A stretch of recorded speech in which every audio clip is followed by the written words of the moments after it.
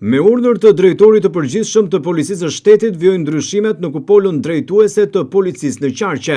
Arber Zemani është emëruar drejtori i ri i Drejtorisë Rajonale të Kufirit dhe Migracionit në Vlorë. Prezantimi i Zemanit është bërë gjatë kësaj të mërkure në ambientet e Drejtorisë Rajonale të Kufirit dhe Migracionit, në prani të drejtorit të përgjithshëm të departamentit, pranë Drejtorisë së përgjithshme të Kufirit dhe Migracionit.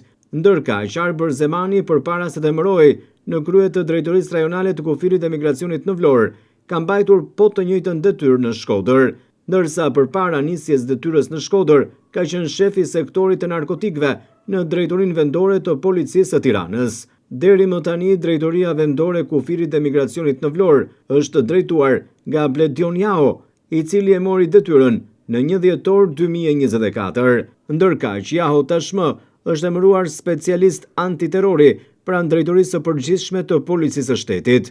Po ashtu, i shefi Komisariatit të Policisë së Vlorës Agim Basha është emëruar drejtori i Kufirit në Shkodër. Basha deri më tani ka mbajtur detyrën e pedagogut pranë Akademisë së Sigurisë.